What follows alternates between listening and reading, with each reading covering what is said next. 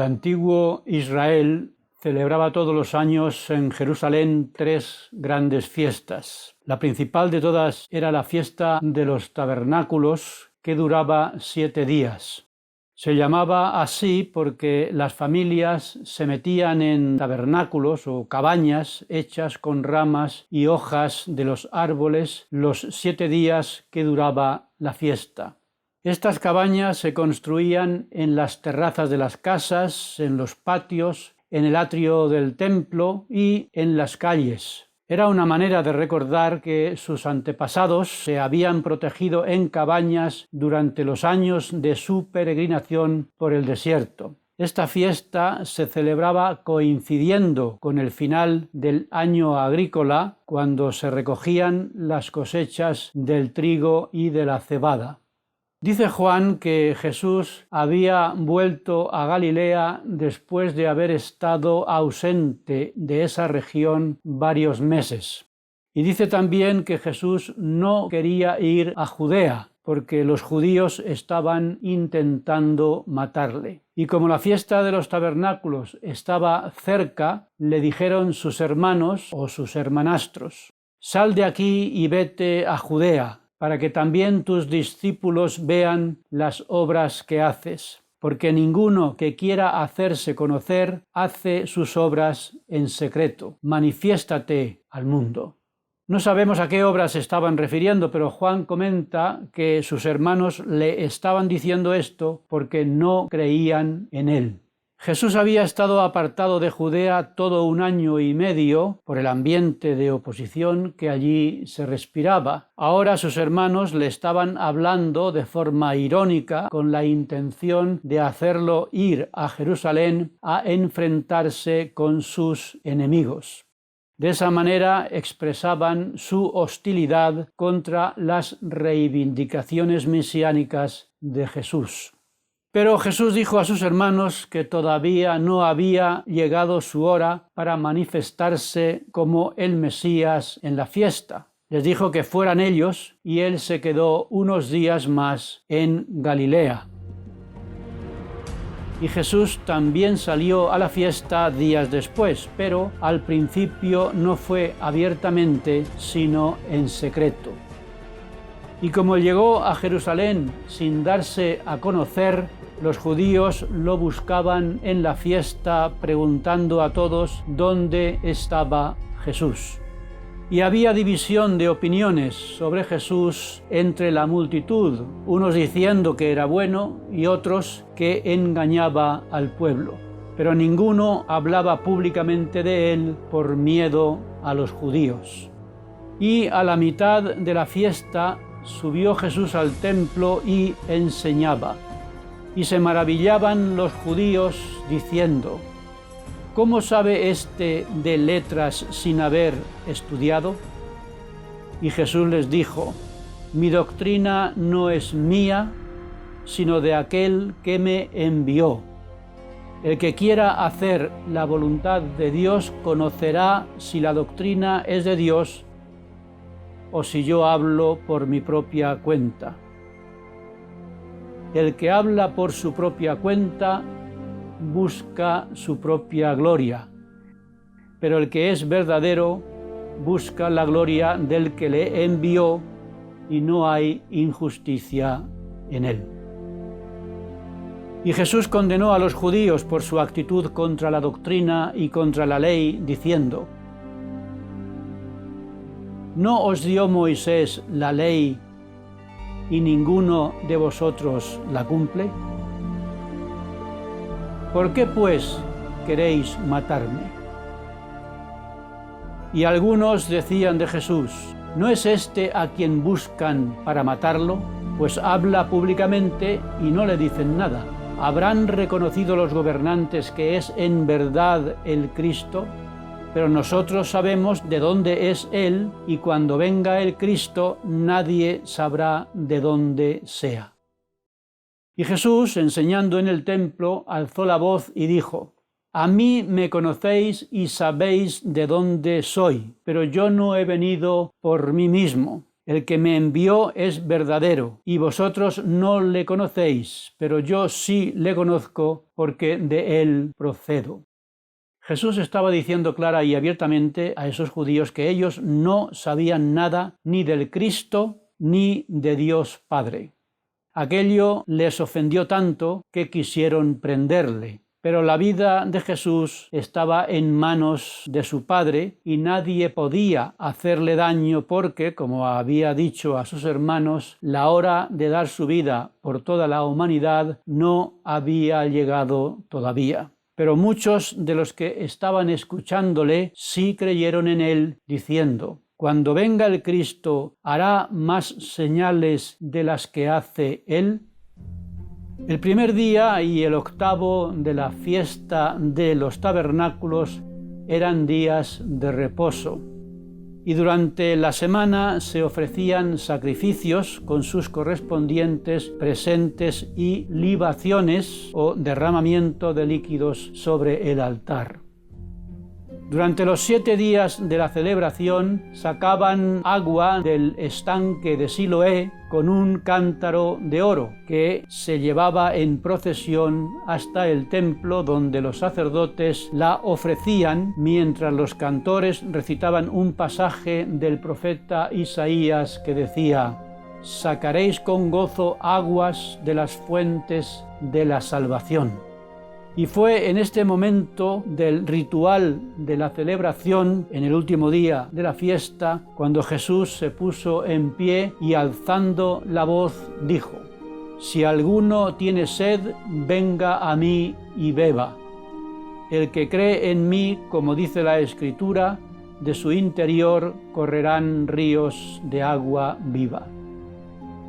Esta agua de la que hablaba Jesús no era como la que los sacerdotes derramaban sobre el altar en la fiesta, sino que esa agua viva es la que surge milagrosamente del interior de los creyentes. Y esa agua viva que corre en el interior de las personas es una representación simbólica del Espíritu Santo. La promesa del Salvador a todos los que crean en él es que tendrán el agua del Espíritu Santo que se derramaría después de la resurrección de Jesús. Y al oírle, muchos de la multitud decían de Jesús: «Verdaderamente este es el profeta, este es el Cristo». Y los que no creyeron en él intentaron detenerlo, pero no se atrevieron a hacerlo.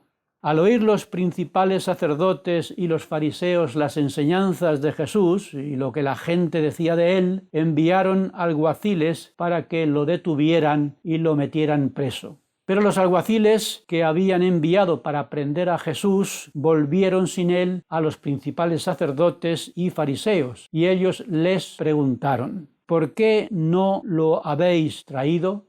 Y ellos respondieron: «Jamás hombre alguno ha hablado como este hombre». Y los sacerdotes y fariseos les dijeron: «¿También a vosotros os han engañado? ¿Acaso ha creído en él alguno de los gobernantes o de los fariseos?». Y maldecían diciendo: «Esta gente que no sabe la ley, maldita es». Lo que estaban diciendo los dirigentes judíos es algo que todos oímos con frecuencia en este mundo, que si no creemos lo que dicen los gobernantes es porque estamos engañados. Y decían también que si el pueblo no conoce ni obedece las leyes o tradiciones que los dirigentes judíos se habían inventado, los maldecirían y tendrían serios problemas, como ya vimos que pasaba a los discípulos de Jesús con las tradiciones de los escribas y de los fariseos. Ya estamos acostumbrados a que los dirigentes políticos e intelectuales no se conformen con controlar físicamente a los ciudadanos. Lo que ellos quieren es controlarlos también mental y espiritualmente. Pero hemos visto que, afortunadamente, no faltaron en esta ocasión ciudadanos dispuestos a luchar por sus libertades, llevando la contraria a los dirigentes judíos y aceptando a Jesús como el Cristo. Y no solo se rebelaron ciudadanos corrientes, porque hemos visto que también los alguaciles se rebelaron contra los ancianos cuando los mandaron detener a Jesús. Y volvieron sin haber obedecido las órdenes recibidas porque habían tenido un testimonio de Jesús al oírle hablar. Y algo que nos llena de esperanza y ánimo es leer que no todos los dirigentes judíos estaban corrompidos, sino que había por lo menos uno que se enfrentó sin miedo a sus colegas del Sanedrín. Era un dirigente que en este caso sí conocía muy bien la ley y que a pesar de todo creyó en Jesús. Este fue el caso de Nicodemo, el que visitó a Jesús y ganó un testimonio de su origen divino. Y vemos cómo Nicodemo se enfrentó a los demás ancianos para defender a Jesús, diciéndoles: ¿juzga acaso nuestra ley a un hombre si primero no le oye y sabe lo que ha hecho? Y no le importó traer sobre sí las críticas y ataques de los demás ancianos. Pasado el último día de la fiesta de los tabernáculos, dice Juan que Jesús se fue al monte de los Olivos y que al día siguiente, muy de mañana, volvió al templo y todo el pueblo vino a él y sentado les enseñaba. Entonces los escribas y fariseos se presentaron ante Jesús llevando con ellos a una mujer y poniéndola en medio de todos le dijeron: Maestro, se ha sorprendido a esta mujer en el acto mismo de adulterio. La ley de Moisés nos manda apedrear a tales mujeres. ¿Qué dices tú? Los escribas y fariseos tenían tribunales para juzgar estos casos, pero ellos querían convertir ilegítimamente a Jesús en juez en este caso para ponerlo en aprietos delante de todo el pueblo y, dijera lo que dijera, tener de qué acusarle. Pero Jesús, inclinado hacia el suelo, escribía en la tierra con el dedo, y como ellos insistieron en preguntarle, se enderezó y les dijo: Aquel de vosotros que esté sin pecado sea el primero en tirar una piedra contra ella. E inclinándose de nuevo, siguió escribiendo en la tierra. Al oír esto, acusados por su conciencia, salieron de allí uno a uno, empezando por los más viejos hasta el último. Y quedaron solos Jesús y la mujer.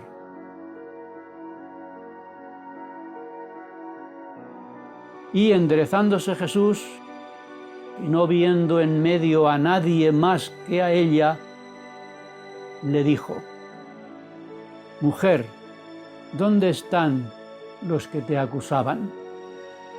¿Ninguno te ha condenado? Y ella le dijo: Ninguno, Señor. Entonces Jesús le dijo: Ni yo te condeno, vete y no peques más.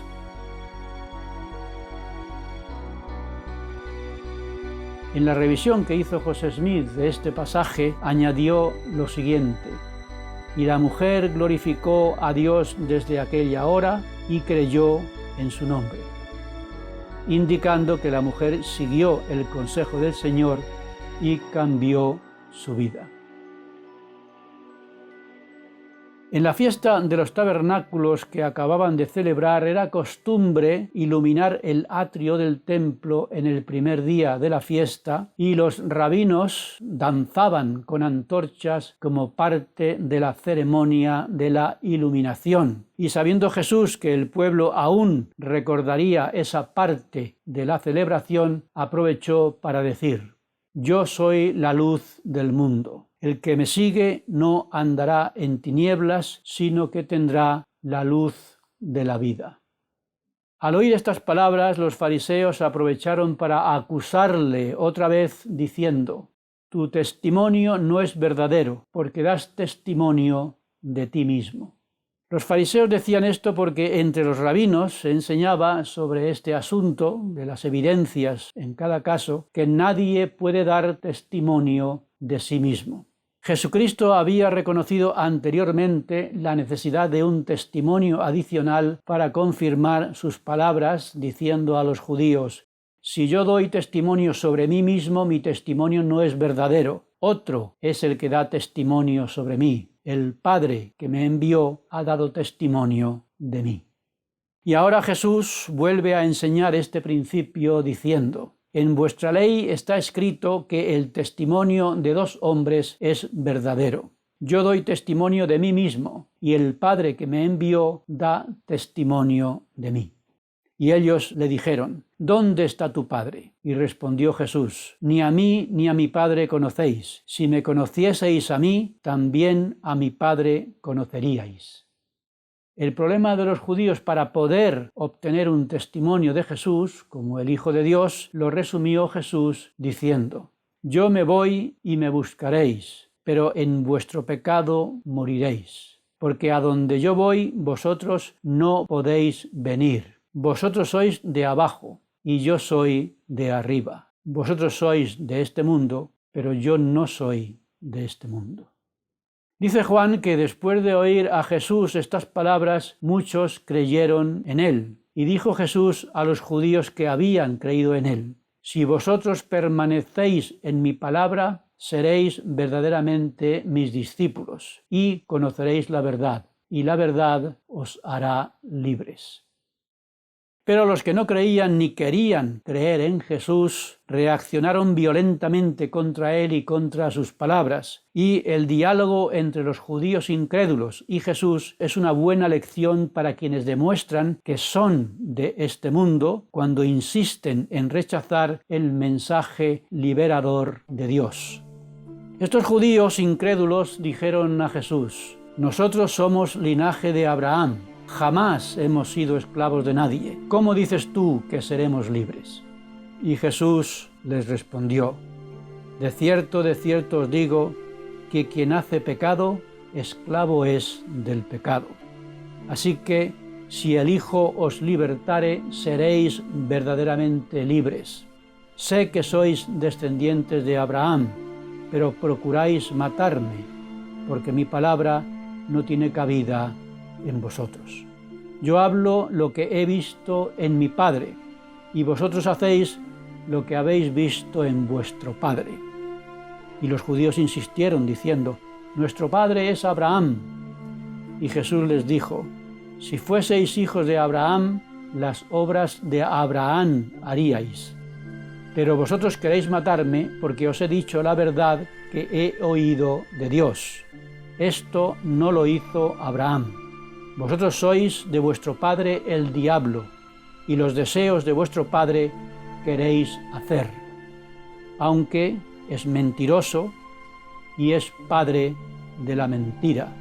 Y a mí, porque digo la verdad, no me creéis. Si digo la verdad, ¿por qué no me creéis? El que es de Dios, las palabras de Dios oye. Por eso no las oís vosotros, porque no sois de Dios.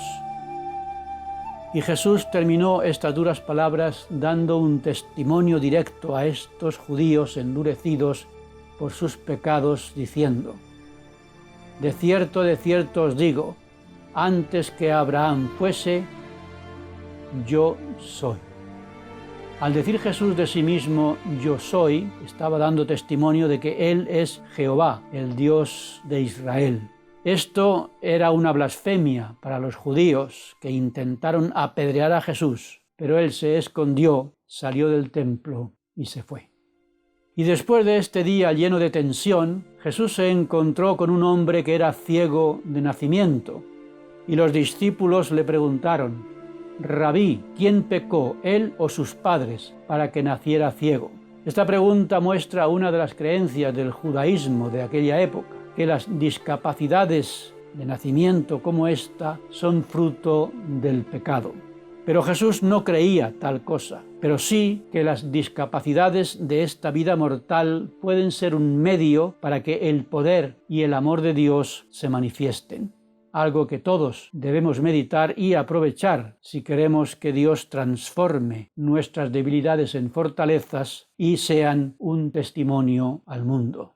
Por eso Jesús respondió a esta pregunta de sus discípulos diciendo que no pecaron ni ese hombre ni sus padres, sino que nació ciego para que las obras de Dios se manifestaran en él. Y eso es lo que aprendemos en la curación de este hombre y en lo que ocurrió después. Jesús dijo: «Yo soy la luz del mundo». Y a continuación escupió en el suelo, hizo un poco de lodo con la tierra y su saliva, y untó con ese lodo los ojos del ciego y le dijo: «Ve a lavarte al estanque de Siloé». Así lo hizo el ciego y volvió viendo. Maravillados sus vecinos que hubiera recuperado la vista, le preguntaron cómo se había curado de su ceguera, y él les contó cómo le había curado Jesús. Y le llevaron ante los fariseos, y repitió ante ellos cómo le curó Jesús. Y como Jesús había curado al ciego en día de reposo, los fariseos dijeron: «Este hombre no es de Dios, porque no guarda el día de reposo». Pero otros decían: «¿Cómo puede un hombre pecador hacer estos milagros?». Y preguntaron al ciego: «¿Qué dices tú del que te abrió los ojos?». Y él respondió que es profeta. Y como pensaron que todo era un engaño y que aquel hombre nunca había sido ciego, llamaron a sus padres y les preguntaron: «¿Es este vuestro hijo, el que vosotros decís que nació ciego? ¿Cómo es que ahora ve?». Y los padres dijeron que sí era su hijo y que sí nació ciego.